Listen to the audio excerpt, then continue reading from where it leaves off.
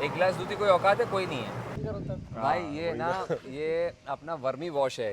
Hi guys, कैसे हैं आप लोग। मेरा नाम है प्रशांत जैन और मैं और मुकुल जो हम लोग को फाउंडर्स हैं अनाज के, आज हम लोग पहली बार एक आउटडोर शूट कर रहे हैं और हमारे साथ हैं अमनप्रीत जो गौ ऑर्गेनिक्स के ओनर हैं। इनकी फार्म विजिट हम लोग करेंगे और एक बहुत ही बेहतरीन मुद्दे पर आज हम लोग बात करेंगे। जनरली जब दूध डेयरी की बात आती है तो लोग सोचते हैं कि दूध इज द कोर बिजनेस।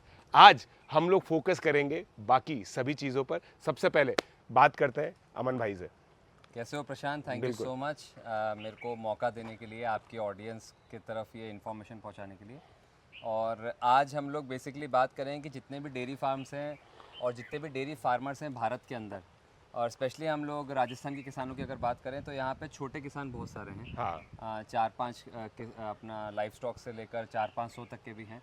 तो मेरे को ऐसा लगता है कि हम लोग किसानों को दूध के ऊपर तो हम लोग जितना बता सकते हैं उतना बताते ही हैं, पर क्यों ना गायें अपने पूरे जीवन काल में दूध के अलावा जो गौमूत्र और गोबर देती है उससे रेवेन्यू कैसे बन सकता है, और भारत आज किस गोल्ड माइन पे बैठा हुआ है और क्या क्या क्या पॉसिबिलिटीज़ हैं, तो हम उसके बारे में आज बात करना चाहेंगे आपके चैनल के माध्यम से। बिल्कुल। तो चलिए चलते चलते बात करते हैं। सबसे पहले ना मेरे को एक चीज़ बताइए, जो आपने ये चीज़ बोली है बहुत ही महत्वपूर्ण चीज़ है कि भारत एक गोल्ड माइन पर बैठा हुआ है, तो इसको थोड़ा सा आप इलेबोरेट कर सकते हैं। प्रशांत, क्या बात है कि जैसे ना गायों का जो लाइफ साइकिल है ना, हाँ अपने इंडिया में ये मान लीजिए कि जो आखिरी के दिन हैं, हाँ क्योंकि हमारे यहाँ पे सनातन धर्म में गायों को पूजा जाता है और गायों की बहुत ज़्यादा मतलब पूजा की जाती है, उनको धर्म के हिसाब से जोड़ा जाता है। हाँ तो उस हिसाब से क्या है कि गायों को दूध के लिए ही यूज़ किया जाता है। हाँ। और गौमूत्र गोबर के लिए हमारे काफ़ी पीढ़ियों से इसके ऊपर पूजा पाठ में प्रोडक्ट्स में यूज़ कर रहे हैं। करेक्ट। पर अब क्या हो रहा है भाई कि मिडिल ईस्ट की बात करें, यूएस यूरोप की बात करें, तो वहाँ पे बहुत सारे ऐसे प्रोडक्ट्स हैं जहाँ पे इन सब चीज़ों का यूज़ हो रहा है। ओके। मसलन जैसे कि आज हम लोग काउडंग पाउडर की बात करें, हाँ। तो काउडंग पाउडर यूरोप में काफ़ी जा रहा है। जितने भी आजकल ये जो पेस्टिसाइड्स होते हैं या फिर जितने भी फार्मिंग के प्रोडक्ट्स होते हैं, हाँ। और जिसके अंदर नाइट्रेट चाहिए होता है, कार्बन चाहिए होता है, उसमें यूज़ होता है। ओके। ठीक है।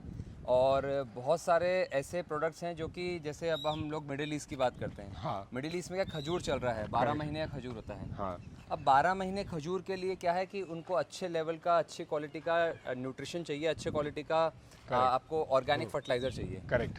तो वो क्या है यार प्रशांत, जो आपका ये काउडंग पाउडर है वो पूरा करता है।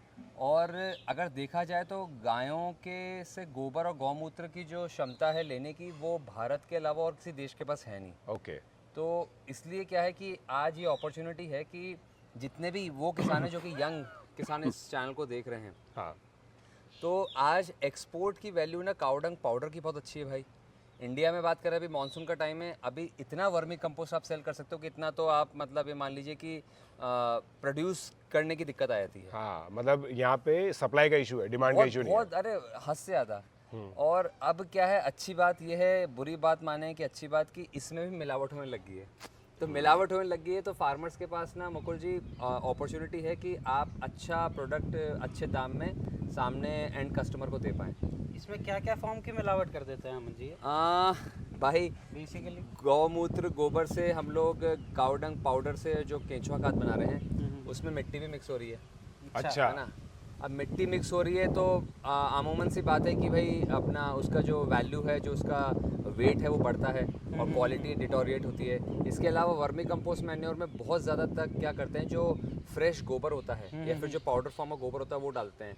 उससे अगर बागबानी कोई कर रहा है किसान भाई, तो बागबानी में क्या है कि फंगस आ जाती है पौधों के अंदर। जो बड़े पौधे होते हैं जैसे आम का पेड़ हो गया, अमरूद का हो गया, जिसकी 50-100 साल की उम्र होती है आम के पेड़ की, तो उसमें क्या है फंगस का प्रॉब्लम आ जाता है। ओके। और अगर आप हॉर्टिकल्चर के अलावा अगर आप ये सब्जी का काम करते हैं, कोई बहुत सारे किसान हैं, तो उसमें भी चैलेंजेस आते हैं।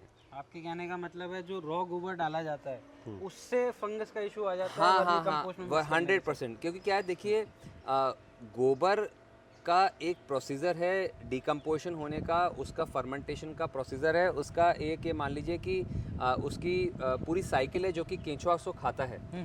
तो उस पूरे के पूरे प्रोसीजर की वजह से जो केंचुए का वेस्ट है, केंचुआ जो उसको खा रहा है, उसको रिप्रोडक्शन कर रहा है, तब जाके वर्मी कंपोस्ट मैन्योर बन रहा है। अगर आप उसको आधी अवस्था में या फिर उसके अंदर थोड़ा सा दूसरा प्रोडक्ट मिक्स करके देंगे तो 100% फंगस आता है और पौधों के ऊपर जो है गलत उसका यूज़ होता है।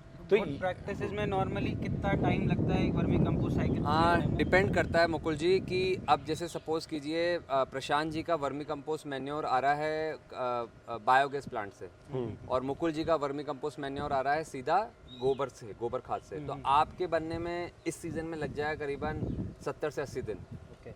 और इनका जो प्रोडक्ट बनेगा उसके अंदर लगेंगे करीबन 25 से 30 दिन। सही बात। रीज़न कि उसका वैल्यू एडिशन हो जाता है। आपने इसमें इनके बायोगैस प्लांट में से मीथेन हटा ली है, ठीक है। मीथेन के बाद आपने काउडंग डी वाटरिंग मशीन से उसको काउडंग पाउडर बना दिया है। तो अल्टीमेटली इनके प्लांट में ये हो रहा है प्रशांत जी के कि जो केंचुए हैं उनके लिए आपने एक प्रॉपर अवस्था तैयार कर दी है उस जगह पे, उनके घर पे रहने के लिए। वेर इन योर केस, आपके केस में ये हो रहा है कि केंचुओं के लिए वो प्रॉपर अवस्था नहीं बनी है, रिप्रोडक्शन साइकिल लंबी चलेगी उनकी, और हो सकता है जो उनकी क्वांटिटी है वोम्स की वो भी कम हो जाएगी। चलिए। रॉक गोबर होने के कारण उसमें अभी मीथेन कंटेंट होने के कारण आपके केंचुओं को हाँ टाइम हाँ, लगता है। आपके बेड में मीथेन भी है, आपके बेड के अंदर जो अपना गोबर है वो भी पाउडर फॉर्म में प्रॉपर नहीं है। ये दो बहुत बड़े कारण हैं रिप्रोडक्शन साइकिल की लैप्स होने के। सही। तो भाई ये जो पीछे बेड आप देख रहे हो ना, हाँ ये वाला बेड, हाँ। यहाँ पे बेसिकली गायें बैठती हैं।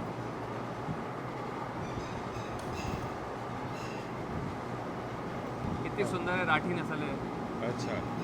पॉइंट क्या है कि यहाँ पे गायें बैठती है, और गायें जो गोबर करती है ना वो 80% काउ डंक और यूरिन यहाँ करती है, 20% वहाँ करती है। ये हमने कुछ सिखाया नहीं हुआ, सीखी हुई है गाय कि भैया जहाँ हमें बैठना है वो साफ रखना है, अपनी जगह साफ ही रखना है जानवर हमेशा। तो जो 20% वहाँ करती है ना प्रशांत और मुकुल भाई, उसके अंदर क्या एक मशीन है हमारे पास, उसको हम लोग चलाते हैं। Basically what machine that machine is doing, मिट्टी, गोबर और गौमूत्र को मिक्स कर रही है। रोटावेटर। मित्सुबिशी का रोटावेटर जो आता है, अच्छा। उससे क्या हो रहा है भाई, मक्खी और मच्छरों के जो अंडे हैं ना उसकी मोर्टेलिटी हो रही है, उससे कटिंग हो रही है। कितने टाइम पीरियड में करते हैं? भाई रोज, हर बेड का रोज टर्न आता है, रोज अच्छा। रोज, पिछले 11 साल से रोज। तभी तो यहाँ पे मच्छर है ही नहीं। है ही नहीं, तो आपके फार्म में इतनी क्लीनलीनेस का कारण बस यही है, सिंपल है। आप रोज उसकी मिट्टी को रोटावेटर रोटावेटर बहुत सिंपल है। और इस मिट्टी को रिप्लेस कितने टाइम? एक और चीज़ है, एक और सफाई का कारण ये है कि गौमूत्र गोबर को हम लोग खुला नहीं पड़ा रहने दे रहे। आप समझो, हम लोग फटाफट इस टैंक में डाल रहे हैं उसको। इस टैंक में डालने के बाद ये पंप से वो जाएगा उस टैंक में, उस टैंक के बाद वो जाएगा दोनों अपना ये जो जहाँ पे चेम्बर जो बने हुए हैं उसके अंदर एनारोबिक रिएक्शन होती है, उसके बाद जाता है स्लरी टैंक में और गैस निकल जाती है आगे जनरेटर की तरफ और पाइपलाइन। मतलब जैसे एक दिन की अगर कोई इकोनॉमिक समझे इसके अंदर, एक दिन के इकोनॉमिक्स समझे हैं, इसका यूनिट इकोनॉमिक्स समझाता हूँ यार भाई। सबसे पहले ना ये फार्म टू फार्म वेरी करता है। दूसरा ये डिपेंड करता है कि वहाँ पे फीड एंड फॉडर कैसा है। हाँ समझना इस बात को। मेरे फार्म का कोटा के अंदर मेरी प्रैक्टिस के हिसाब से 20 लीटर्स ऑफ मिल्क है, पर 20 लीटर एवरेज है। किसी का 50 भी है, किसी का 10 भी है। अच्छा। ठीक है, पर ये ना बहुत ज़्यादा डेविएट करता है according to the climatic condition. अच्छा। और यही चीज़ डेविएट करती है गोबर की भी। जैसे कि अभी हाइड्रेशन वाले प्रोडक्ट ज़्यादा दिए जाते हैं मुकुल, गर्मी है क्योंकि, तो गोबर का जो कंटेंट है वो उस तरीके से है, जो गोबर का प्रोड्यूस है उस तरीके से आएगा। थोड़ा स्लरी ज़्यादा होगा, यस, पानी ज़्यादा। फाइबर कंटेंट थोड़ा सा कम होएगा। फाइबर जैसे ज़्यादा होएगा तो सॉलिड ज़्यादा होंगे, लिक्विड कम होगा। तो मतलब इसका कोई एक मैं कोई धारणा नहीं बोल सकता कि भी इतना किसान ऐसा कर सकता है। पॉइंट क्या है, जो अभी सवाल ये होना चाहिए कि आप एज ए फार्मर अभी गोबर और गौमूत्र कर क्या रहे हो। मेरा पॉइंट ये, जैसे कच्चे दूध की कोई औकात नहीं है, एक गिलास दूध की कोई औकात है, कोई नहीं है, वैसे ही कच्चे दूध गोबर की भी कोई औकात नहीं है। So why not to make a value added product out of it, that is the point. मतलब पॉइंट ये होना चाहिए कि अभी गोबर का हो क्या रहा है। मुकुल भाई तो जानते हैं, खुद किसान है, हाँ गोबर का कुछ हो तो ना रहा है अभी। हाँ गोबर की प्रोसेसिंग में बहुत दिक्कत है। ये गायें यहाँ पे वॉश होती हैं, आरओ और यूवी प्लांट लगा रखा है। पानी जो पीने वाला है वो ये रहता है। गाय मतलब पूरा ट्रीटेड आरओ का पानी पीती है आपकी। इम्पॉर्टेंट है ना यार, अगर पानी की क्वालिटी अच्छी नहीं होगी ना तो मिल्क की क्वालिटी अच्छी नहीं आ पाती है। इम्पॉर्टेंट इसलिए है, देखो हर किसान अगर आरओ का यूज़ नहीं कर रहा है तो एटलीस्ट पानी की पीएच वैल्यू अच्छी होनी चाहिए। जितना अच्छा आप पानी पीते हैं ना, मतलब आप गायों का पानी पी सकें। रीज़न, आपके दूध की शेल्फ लाइफ अच्छी हो जाएगी। अल्टीमेटली गायें जो दूध बना रही है ना, वो 80 to 90% अपना पानी से बना रही है कि पानी कितना पीती हो। उसके बाद जो थोड़ा बहुत फीड खाती है उससे दूध बनाती है। तो दैट इज़ वेरी इंपॉर्टेंट कि भाई उसने पानी किस क्वालिटी का पिया है। तो आपका क्या है कि उससे जो अपना शेल्फ लाइफ है प्रोडक्ट की, जो क्वालिटी वो अच्छी रहती है। जैसा कि मतलब कोई भी किसान अगर डेयरी चला रहा है या चालू करना चाह रहा है तो उससे पानी का विशेष ध्यान रखना है। बहुत इंपॉर्टेंट। मतलब पानी और ये हाँ फॉडर भी हो गया। फॉडर के बारे में हम लोगों ने थोड़ी बहुत बात की थी सही। ये क्या है? ये आइए, ये है मिल्किंग पार्लर। यहाँ पे काउस की मिल्किंग होती है। आप रेडियो फ्रिक्वेंसी आईडी पूछ रहे थे, तो ये एंटीनास है। यहाँ पे सब के सब जो है चेक होते हैं। नीचे देख के आराम से आना, गिर सकते हो। यहाँ पे हर एक काउस की मिल्किंग होती है। एक साथ 12 काउस की मिल्किंग होती है, 6 इधर 6 इधर। ये सैनिटाइजेशन की लाइंस लगी हुई हैं, लाइनर लगे हुए हैं। सब काउस का सैनिटाइजेशन होता है अडर का। उसके बाद उनकी मिल्किंग होती है। ऊपर मिल्क मीटर लगा रखे हैं ब्लू कलर के, ये सब मिल्क मीटर लग रहे हैं। तो आपने ये स्टार्टिंग में लगा लिया था? शुरुआत में लगा लिया था भाई। किसी भी फार्मर को जो वीडियो देख रहा है, अगर किसी को एक संपन्न फार्मिंग करनी है और किसी को भी ऑटोमेशन पे जाना है और मॉडर्न डेयरी फार्मिंग के ऊपर जाना है, तो हमारा रिकमेंडेशन है कम से कम आप 100 काउ से चालू करें। और अगर आप 100 काउ से चालू कर रहे हो तो आपको पार्लर लगाना इंपॉर्टेंट है। कितना? 100 काउ से नहीं, 100 काउ के लिए पार्लर साइज यार, ये जैसे 12 का लगा हुआ है, आप 6 का भी लगा सकते हो। और 12 में तो फिर आपके तो 300 है काउ। 390 400 के आसपास। तो आपका तो कितनी देर में खत्म हो जाता हाँ, है? नहीं, पर हमारा मिल्किंग कितना है ऐसे पूछिए। मिल्किंग कितना? मिल्किंग काउस 160 के आसपास है। अच्छा, 160 के आसपास मिल्किंग काउस है। तो हमारा ये पूरा प्रोसीजर 2 घंटे में खत्म होता है। वॉशिंग के साथ 3 घंटे में। वॉशिंग 3 घंटे सुबह 3 घंटे शाम। नहीं, दोपहर में भी होता है। 3 टाइम मिल्किंग होती 3 है। टाइम मिल्किंग लेते 3 टाइम मिल्किंग। अच्छा अच्छा। हाई मिल्किंग भी काउस है, तो 3 टाइम हैं। सारी जो एनिमल्स हैं उनका कि कुछ selected नहीं, कुछ? सिलेक्टेड जो क्वीन हर्ड रहता है यहाँ पे, उनका 3 टाइम लेते हैं। Okay okay. क्वीन का 3 टाइम है। उनका फिर खुराक भी वैसी रहती है। हाँ, खुराक भी तो जो बड़ी बड़ी दिख रही है वो। ओके। तो आपका जो फार्म है जिसके अंदर आपने बताया कि 390 के करीब काउज हैं, तो इसमें मेल फीमेल का क्या रेशो है? यार मैं आपके चैनल के माध्यम से ये भी बोलना चाहता हूँ कि भाई गई वो बातें, 2026 चल रहा है। सेक्स सीमेन कई सालों से इंडिया के अंदर आ रहा है। जो भी नए फार्मर जो कि डेयरी फार्मिंग में जुड़ना चाहते हैं और जिनके पास अभी काफ्स हैं या फिर वो हीफर आने वाली हैं, फिर काऊ बनेंगी, तो आप पहले से ही शुरुआत से डे 1 से उनको सेक्स सीमेन पर रखें। सेक्स सीमेन में क्या होता है कि अगर आपने शुरुआत से काफ को डाला है, हीफर को अगर सेक्स सीमेन लगाया है, तो 70-30 80-20 का रेशो रहता है। फिर डिपेंड करता है कि आपका वेटनरी कितना अच्छा है। तो मेरा सुझाव ये है कि सबसे पहले तो वेटनरी का जो सुझाव है, वेटनरी को अच्छा दोस्त बनाएं। एक आपका वेटनरी होना चाहिए जो कि आपका बहुत अच्छा दोस्त हो।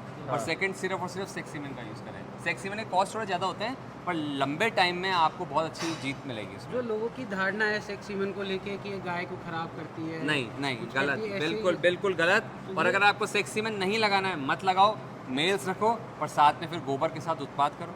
मतलब कोई दिक्कत थोड़ी ना है। हाँ। आप गोबर के साथ कर सकते हो। अगर आप में है दम तो आप मेल पैदा करके गौमूत्र गोबर वो भी देता है, मतलब उसके भी पूरा बायोडिग्रेडेबल प्रोडक्ट ही तो है वो भी। हाँ, उससे भी correct। मीथेन बनेगा, उससे भी वर्मी कंपोस्ट बनेगा, उससे भी काउ डंग पाउडर बनेगा।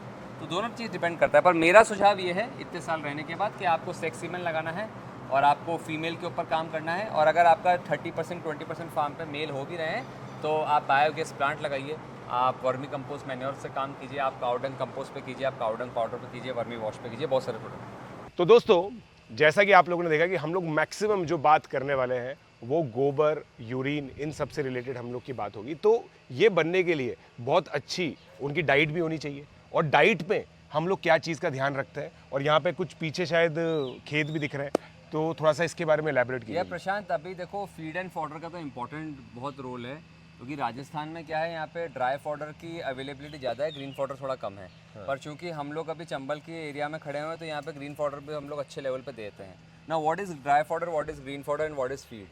सो फीड के अंदर तो न्यूट्रिशन, मल्टीविटामिन, प्रोटीन, कैल्शियम सब कुछ आता है, ठीक है।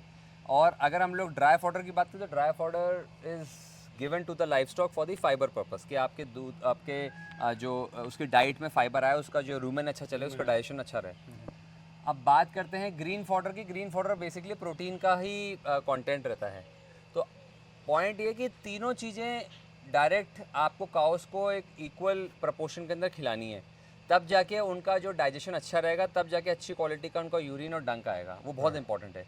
ऐसा नहीं होना चाहिए कि हम लोग का गाय के गोबर के अंदर ही फीड आता जा रहा है तो आप उसको क्या इंडाइजेशन हो रहा है, उसके रूमेन में दिक्कत है। तो आपका फीड एंड फॉडर की quality has to be good at least. तो लाइव स्टॉक को क्या है कि आपको फीड एंड फॉडर की जो क्वालिटी है has to be very good, so that उनका जो यूरिन और डंक है उस तरीके से आए, उनका डाइजेशन अच्छा रहे, उनका रूमेन अच्छा रहे। तो ये जो कट्टे पड़े हुए हैं वाइट कलर के, ये क्या है? यार मुकुल और प्रशांत, ये ना बहुत इंपॉर्टेंट चीज़ है यार। आजकल ना हमसे किसान पूछते हैं कि हम लोग डेयरी फार्म कर रहे हैं, हमारे पास जगह बड़ी नहीं है, हमें चारे के लिए हमारे पास लेबर की प्रॉब्लम है, ये सब चीज़ें बोलते हैं लोग। हाँ, तो इससे क्या हो रहा है बेसिकली कि आपने ना पूरी तरीके से लेबर से आप हट चुके हो। ओके, आज आप बड़े से बड़ा फार्म साइलेज के ऊपर चला सकते हो। इसका नाम होता है साइलेज, अच्छा। जो कि फर्मेंटेड फॉर्म होता है मक्के का। मक्के का फर्मेंटेड फॉर्म होता है। So this bale which you are seeing right now, it is of 200 kgs, 200 kilo का है ये, 200 किलो का है ना। मैं सोच रहा था बहुत छोटा है, ऐसे उठा लेंगे अभी। 200 kgs का है ये, और एक कंप्रेस फॉर्म में भरा जाता है। The good part of this product है कि इसमें कोई भी एडिटिव नहीं होता है, मतलब यू जस्ट हैव, मतलब आचार है basically. So you are producing it और यू आर नहीं, तो हम लोग के पास क्या है भाई, ये 3 अपना हम लोगों ने बना रखे हैं, पिट्स बना रखे हैं। साइलेज पिट? हाँ, 2 पिट में हम लोग तैयार करते हैं, और ये एक पिट जो आप देख रहे हो पीछे फार्मर्स के लिए ही आता है। अच्छा, तो अब फार्मर आपसे लोकली परचेज लोकली, अब इसका आपको एक स्मेल भी आ रहा होगा, है ना, फर्मेंटेड स्मेल आ रहा होगा। तो जैसे ऐसे मतलब बहुत सारा गाड़ी खाली होती रहती है। अब इसकी स्पेशलिटी ये है, इसकी अच्छी बात ये है कि यार ये फर्मेंटेड होता है ना, तो this is very good for the digestion of cows, okay. First. Second, labour की काम खत्म भाई, ये पूरा शेफ करा हुआ, अपना कटिंग करा हुआ आता है, अच्छा ऑलरेडी चॉप कट है, पूरा चॉप कट है। थर्ड, सबसे important, there is no limitation of, आपको कोई भी लिमिटेशन नहीं है, शेड का कोई नहीं है दिक्कत, ओपन में रख सकते हो आप। फोर्थ, सबसे important, shelf life. This has got a shelf life. जो छोटा बेल है तो 1-1.25 साल की शेल्फ लाइफ है, बड़ा होता है 2 साल की होती है शेल्फ लाइफ। फर्मेंटेशन है ना, बिल्कुल। तो जितना आपने खोल लिया, जितना आप लोगों ने खोल लिया उतना यूज़ कीजिए, बाकी बंद कर दीजिए, तो शेल्फ लाइफ रिटेन रहती है। तो ये सब चीज़ें ना आज आपके चैनल के माध्यम से मैं जितने भी फार्मर्स हैं, हाँ, उनको बोलना चाहूँगा कि यार देखो, अब बहाने थोड़े से ख़त्म कीजिए। हाँ, फीड एंड फॉडर के लिए बहुत अच्छा ऑल्टरनेटिव आ चुका है। राजस्थान के अंदर यूज़ कम हो रहा है, आई डोंट नो व्हाई, हम लोग तो कर ही रहे हैं। हाँ। बाकी हरियाणा, पंजाब में, बैंगलोर में यही यूज़ होता है। यही यूज होता है। महाराष्ट्र में भी थोड़ा कम है, पर मतलब ये अच्छे लेवल पे यूज़ अब हो रहा है। कौन कम यूज़ कर रहे हैं वो बात भी है कि जो बड़े संपन्न किसान हैं वो तो यूज़ कर रहे हैं, हाँ, है ना, वो तो स्मार्ट फार्मर्स हैं, वो तो आप मॉडर्न डेयरी फार्म चला रहे हैं तो कर रहे हैं। हाँ। मेरा सवाल ये है और मेरी प्रॉब्लम ये है कि जो छोटे फार्मर्स हैं ना, उनको यूज़ करना इंपॉर्टेंट है, Got it. ताकि क्या है, इसको पूरी तरीके से ये अपनी डेयरी को वो आत्मनिर्भर कर सकें, सेल्फ सस्टेन कर सकें। That is very important for the small farmers. सही है। ये लोगों के मन में एक धारणा भी रहती है साइलेज को लेकर कि साइलेज से हमारी गाय की तबीयत खराब हो जाती है। यार प्रॉब्लम वही है ना कि विज्ञान की बात करते हैं अपन, हाँ, हाँ। सिर्फ विज्ञान की बात करते हैं। अचार क्यों खाया जाता है मुकुल? अचार से क्या होता है? अचार से मेरे को तो टेस्टी लगता है। और बेसिकली अचार का जो आविष्कार हुआ था वो हमारे पेटल में, जो हमारा पैलेट के अंदर जो हुआ था, जो इंडियन पैलेट में हुआ था कि भाई इससे डाइजेशन अच्छा रहता है। डाइजेशन अच्छा रहता है, बिल्कुल। उसमें क्या क्या है, उसमें हम लोग ऑयल डालते हैं, उसमें अजवाइन डलती है, उसमें नमक डलता है, उसमें किसी अब तो खैर ब्रांड्स जो कि विनेगर भी डालते हैं। तो ये सब चीज़ें डाइजेशन के लिए होते हैं, गट हेल्थ के लिए होते हैं। अल्टीमेटली फर्मेंटेड जो भी प्रोडक्ट होएगा ना, जैसे आप बात कर रहे हैं कि इंडियन पैलेट में अगर बात करें तो ब्रेकफास्ट में पराठे अच्छे होते हैं कि इडली सांभर अच्छा होता है? इडली सांभर। ठीक है ना, मतलब बहुत सिंपल सी बात मैं आपको बोल रहा हूँ कि वाई साउथ इंडियन का जो फूड डाइट है वो क्यों हेल्दी माना जाता है, जस्ट बिकॉज कि वो फर्मेंटेड होता है। Any kind of fermented thing, अभी जैसे आपने लस्सी पी थी, छाछ पी थी, that is also fermented. Correct, curd fermented, right. Fermentation is a very good way for a human body and for any kind of animal की बॉडी के लिए भी, उनके रूमेन के लिए बहुत अच्छा रहता है। Got it. So this is the another form of fermentation Mukul भाई। और तो it has no side effects. It has no side effects because you know ये चीज़ सालों से यूज हो रही है। इट्स बहुत जस्ट सारी दैट कि चीज़ें, हाँ बहुत सारी चीज़ें ये भी हैं यार कि टैबू की वजह से भी हमारा किसान ना आगे नहीं बढ़ पा रहा है। एग्जैक्टली। क्योंकि ये वो किसान है जो कि बढ़िया मोटर गाड़ी में घूमता है, 4 पहिए की गाड़ियाँ रहती हैं, कैमरामैन हमारे हंस रहे हैं, है ना, और हमारे पास मोबाइल फ़ोन, उनके पास स्मार्टफोन भी रहेगा, पर फिर भी they are not able to use any kind of smart tech in the dairy farm. That is again a very inertia भी कह सकते हैं इसको। हाँ हाँ। ये क्या है? ये ऑयल टैंकर, भाई ऑयल टैंकर नहीं है, दूध का टैंकर। ये दूध तो ऊपर थोड़ी रखा होता है दूध का टैंकर होता है। भाई ये ना ये अपना वर्मी वॉश है। केंचुए जो केंचुआ खाद बनते हैं ना, अच्छा। तो केंचुआ खाद का जो लिक्विड रेसिड्यू होता है, हाँ तो उसको वर्मी वॉश कहते हैं। तो इसको क्या है, हम लोग के पास क्वांटिटी अच्छी रहती है, हम लोग कुछ सेल भी करते हैं। बाकी हमारी भी खेती है, आप हर जगह देख ही रहे हो। तो फार्मिंग की वजह से हम लोग इसको अपने फील्ड के अंदर भी डालते हैं। So like your name is Go Organic, so you are completely organic, right? हाँ, मतलब तो like this is very organic important अब ऑर्गेनिक में क्या है यार कि आजकल ना सारा गेम लाइसेंस का हो चुका है भाई। ऑर्गेनिक सर्टिफिकेशंस जो होते हैं ना, वो लेने बहुत इजी हैं, पर क्या आप पूरे बायलॉज यूज़ कर रहे हो, क्या आप सारे स्टैंडर्ड्स यूज़ कर रहे हो, दैट इज़ वेरी इंपॉर्टेंट। तो वो सब चीज़ों में आपको पानी की टेस्टिंग करानी होती है, मिट्टी की करानी होती है, गायें जो फीड खा रही होती है उनकी करानी होती है, गायों के ऊपर भी लाइसेंस लेने पड़ते हैं। So there are lots of bylaws in this. इसको हम लोग दूध से ज़्यादा महत्व देते हैं। अच्छा। ठीक है। पॉइंट क्या है भाई, 2 टैंक है, 2 बायोगैस प्लांट है, 2 टैंक है। अब इसके अंदर क्या स्लरी होती है। अब ये कोई सा भी किसान बना सकता है यार, ये टैंक कुछ भी नहीं है इसमें। उनके फार्म पे भी गोबर जो है, पूरा गोबर को, चलो ठीक है आपके पास बायोगैस प्लांट नहीं है, पर आप अपने वर्मी कंपोस्ट मैन्योर कैसे एफिशिएंट कर सकते हो, मैं वो बता रहा हूँ। हाँ। ये टैंक आप कोई भी बना सकते हो। इस टैंक के अंदर आपने पूरा गोबर डाल दिया और पानी मिक्स कर दिया, सिंपल है। हाँ। ठीक है। उसके बाद एक पंप की लाइन डालनी है इसमें। हाँ। ये पंप की लाइन जा रही है ऐसे पूरा, आइए। हाँ। ओके, लिक्विड उधर चला गया। हाँ, वो लिक्विड जा रहा है। हाँ। और नहीं लिक्विड इधर नहीं चला गया, वो तो पूरा आ रहा है। लिक्विड यहाँ जा रहा है भाई। अच्छा। देखना, ये कुछ इसको हम लोग क्या करते हैं, फिर वर्मी वॉश में जोड़ देते हैं। ओके। ये इससे पंप में होके ये बड़े टैंक में चल जाएगा, ये जो बड़ा टैंक है। तो ये वो उसी टैंक का एक्सटेंशन है जो अपन ने बाहर देखा था। Yes yes yes. ये मशीन क्या कर रही है? अब ये मशीन में क्या हो रहा है भाई, फिल्टर्स लगे हुए हैं। बेसिकली जो पूरा का पूरा स्लरी है ना आपकी, वो स्लरी के अंदर से पानी अलग कर रही है, पाउडर अलग कर रही है। ओके। सेपरेटर टाइप का काम। यस, पानी अलग पाउडर अलग, पानी अलग पाउडर अलग। अब ये पाउडर को हम लोग कैसे यूज कर सकते हैं, आइए इधर पीछे। ये रहा भाई, ये पाउडर है ना, यहाँ से इन कट्टों में जा रहा है। हाँ ये रहा। ठीक है, बस एग्जैक्टली ये सारा का सारा ऑर्डर का ही है। ये कहाँ जा रहा है सर? यार ये ज़्यादातर तो बाहर के ऑर्डर हैं। ओके। और उसके बाद मेन जो कारण है इसका, जो मैं सब किसानों को बोलता हूँ कि भाई आप लोग ना इसका सबसे अच्छा यूज़ ऐसा कर सकते हैं कि वर्मी कंपोस्ट मैन्योर जो है, अगर आप सीधा पाउडर को इसमें डाल दोगे तो इसको एक बेड को बनने में जो 90 दिन 60 दिन लग रहे हैं ना, वो 30 दिन में तैयार हो जाएगा। ये आपका 30 दिन में तैयार हो गया। 30 डेज में तैयार हो जाएगा। ये अभी डाला ही है। ओके। आपके कहने का मतलब है जो पाउडर वहाँ से निकल रहा है उसको सीधे ऐसा इसमें डाल दो। वर्मी कंपोस्ट बेड में डाल दे। आपका अगर पाउडर नहीं बिक रहा ना, आप एक्सपोर्ट नहीं कर पा रहे, मैं इंडिया में तो उसका रेट मिलेगा नहीं अच्छा। एक्सपोर्ट अगर नहीं कर पा रहे, then you can do this also. आप ये भी कर सकते हैं। हाँ। तो इससे ये तो माल आराम से 10-12 रुपए का मार्केट में बिक ही रहा है। हाँ। वर्मी कंपोस्ट बिक रहा है आराम से बिक रहा है, 10 से 12 रुपए में बिक रहा है। होलसेल 7-8 रुपए में आता है। बड़ा बल्क ऑर्डर होगा तो सब से हो जाएगा। तो ये एक तरीका है जो कि आप कर सकते हैं। ये जो नीचे बने हुए हैं अपना, जो ये बना रखे हैं ना छोटे छोटे, जो जो नालियाँ बनी हुई हैं नीचे की तरफ जो आ रही हैं, है ना, तो इसके अंदर क्या है, ये पूरा का पूरा वर्मी वॉश हम लोग ऐसे इकट्ठा करते हैं। लिक्विड जो कॉन्सेंट्रेट होता है पूरा फॉर्म इसका। बिल्कुल। ओके। जो पानी तो ये आप इसमें- एक चीज़ मेरे को बताइए, ये मतलब बहुत सारे लोग जानना चाहेंगे इसके अंदर कि आपने शुरुआत कब की थी गो ऑर्गेनिक्स की? मतलब फार्म 2015 2015 में आप लोग कितनी गाय लेकर के आए थे? 27। तो ये इनिशियल जो डिज़ाइन है उसका पार्ट था ये? हाँ भाई, मतलब डे 1 से हम लोगों ने बायोगैस के ऊपर वर्मी कंपोस्ट मैन्योर पे काम किया था। बायोगैस हम लोगों ने पहला लगाया था, जो कि बाहर आप देखेंगे अभी 2017 के अंदर। अच्छा। और ये हमारा लगा था 2019 में, पहला लगा था वो वाला 2019 में लगा था, जो कि लेफ्ट साइड है। और राइट साइड वाला लगा था 2021 में।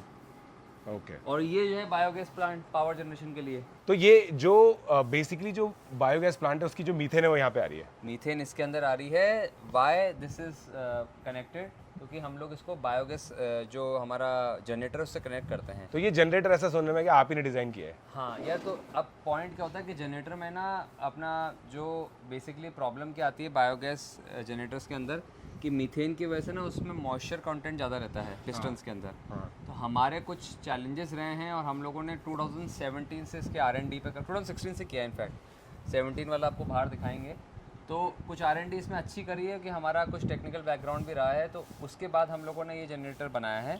जो कि 100% सिर्फ और सिर्फ मीथेन से चलता है, अच्छा, जो कि ये इसके बलून के अंदर है। तो ये फट नहीं जाता होगा? नहीं, अब यार ये क्या पैराशूट मटेरियल का है और कंप्रेस फॉर्म में नहीं भर रखा ना, तो कोई फ्लेमेबल का उस सब चीज़ों को दिक्कत रहता नहीं है। ओके, मतलब देयर इज नो हाँ, सेफ्टी हाँ, कंसर्न। सेफ्टी कंसर्न कुछ भी नहीं है। मतलब हम लोग 7-8 साल से कर रहे हैं तो कोई दिक्कत है ही नहीं। और भी अब तो और किसान भी है जो कर पा रहे हैं, पर हाइब्रिड जनरेटर बन पा रहे हैं। हाइब्रिड में क्या होता है मुकुल जी, आपका शुरुआत में जो पावर जनरेशन होगा वो डीजल पे रहेगा, फिर गैस पे आएगा, राइट? तो मतलब उसमें कभी मान लो गैस आपकी कम हो गई तो वो डीजल पे चल जाएगा। तो हाइब्रिड अपना जो आगे ग्रीन वाला आप देखोगे ना, वो हाइब्रिड ही है। ये पूरा 100% डीजल पे, ये 100% गैस पे। तो ये आप ही ने डिजाइन जो किया? आपका ये अपना इंजन है, डिजाइन। ये पूरा आपका डिजाइन है और ये अपना पूरा डिजाइन जो है। आपका प्लांट है इतना बड़ा। हाँ, ये पूरा का पूरा अपना ही डिज़ाइन है मुकुल जी। और इसमें अपन लोगों ने पेटेंट अप्लाई नहीं कर रखा है, क्योंकि हम चाहते हैं कि ये लार्जर ऑडियंस को सर्व कर पाएँ, ज़्यादा किसानों को सर्व कर पाएँ। Very important very point, good obligation. Very very noble cause, very कोशिश है नोबल भाई, कॉज। कोशिश है। और उसके बाद अब इसको चला के दिखाएंगे। इनलेट खोलते ही उधर दिखाइएगा आकाश।